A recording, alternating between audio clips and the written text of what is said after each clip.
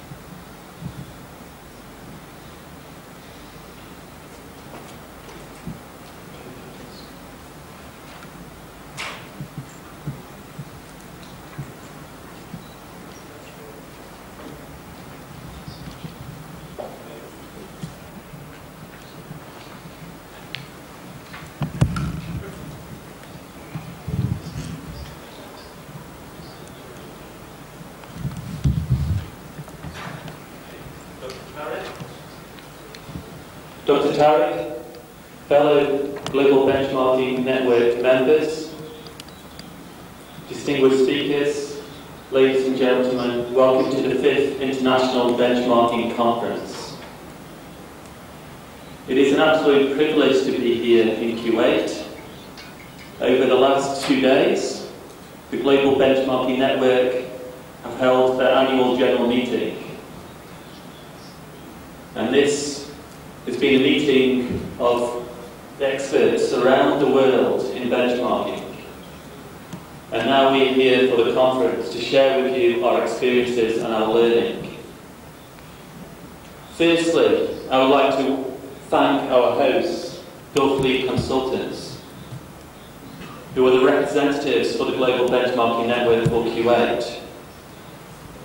It's absolutely tremendous that Gulf League Consultants offered their services to actually host the conference in Kuwait, but also host the annual general meeting. So that's a warm thanks and warm congratulations for them helping us to actually hold the event here this year. We really appreciate this. As Dr. Tariq said, there's going to be a lot of learning going on over the next 2 days, because you can learn from these experts on benchmarking from around the world. And what they're going to say to you is very important,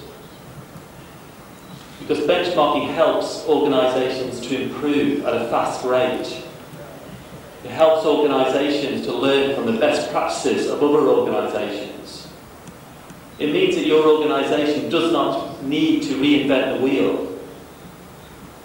And in this way, organisations can improve at a faster rate, and the economy can improve at a faster rate. And my presentation this morning is going to provide a broad overview of what benchmarking is, and a broad overview of the challenges that the Global Benchmarking Network is facing, and give you some ideas, or give you some information on what the Global Benchmarking Network does.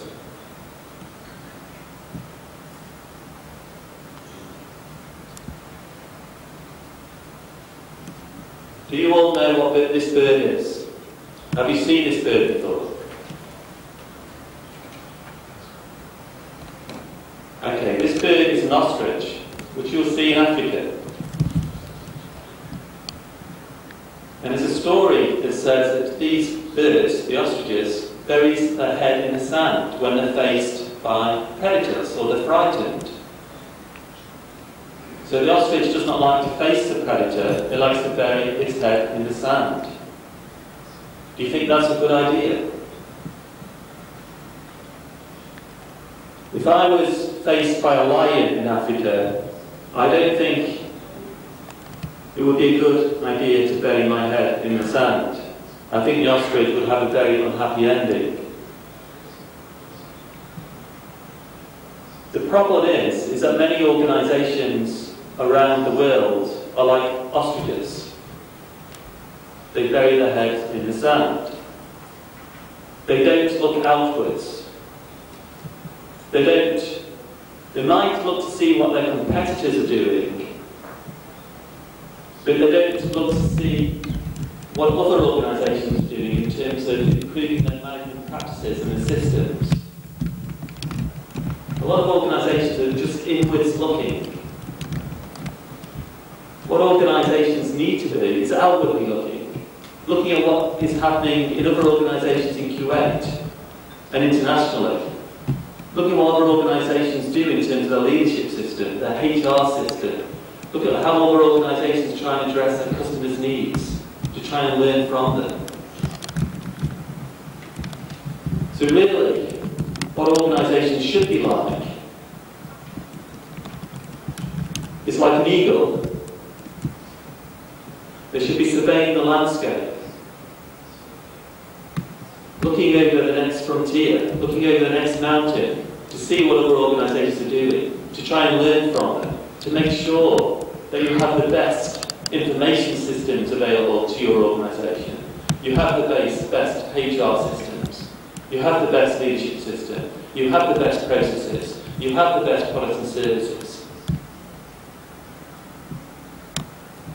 World-class organisations do this, and the method used to learn from other organisations is called benchmarking. The organisation that brought benchmarking to the world's attention is Xerox. In the mid-1980s, they were at a crisis point. They were in danger of going out of business. They'd seen their market share drop from 86% of the world market share for photocopying machines down to just 17%. So they thought they needed to do something, otherwise they would not exist anymore. So they recruited a new CEO. And he said, well, what we need to do is not only try and learn what we can from our competitors, but we want to learn from the best organisations around the world, whoever they are. We want to find out what they're doing differently than us. So they learn from Honda for supplier development. They learn from American Express for the financial systems. They learn from Toyota for the quality management systems. They learn from DuPont for the safety systems.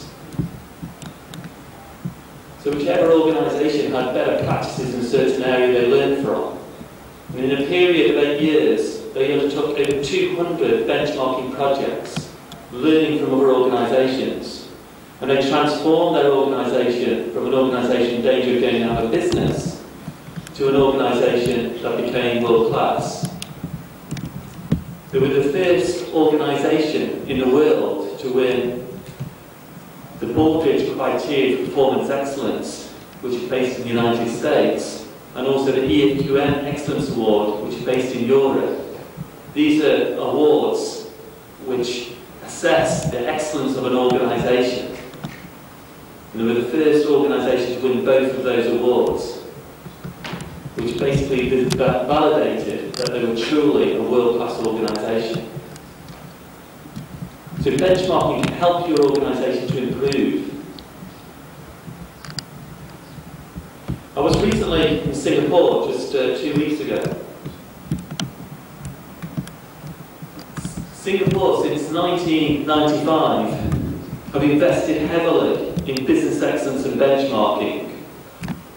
All the organisations, all the public sector organisations in particular, know what business excellence is, they know what benchmarking is.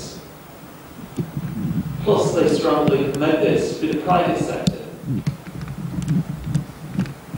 So they'll have a whole strategy to raise the capability of organisations in Singapore. And At a conference two weeks ago, I learned more about how well Singapore is doing in comparison to other countries around the world. Singapore now is #1 in the world of customer service in the public sector. Singapore is now #1 for the ease of doing business. Therefore, if you're starting up a business, the best place to start a business is in Singapore. But it's easier to deal with construction permits, get your business registered, get credit for your business. There's better protection for your investors.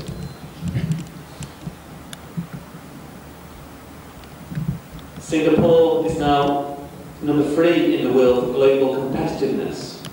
It's #1 in Asia. The gross domestic product is growing faster than anywhere else in the world. It's growing at 18% per year at the moment. I could show you a whole raft of indices. They're always in the top 3 or 4. What was interesting, this is now a month ago, I was actually in Indonesia, and I was a speaker at a conference there, and this was for the public sector. And I was describing the importance of benchmarking and business excellence. But there was also a speaker from Canada. And Canada used to be #1 for their public service. And there was an assistant minister of the government I was speaking to, and he said, we used to be #1, but now we're not. Singapore is #1.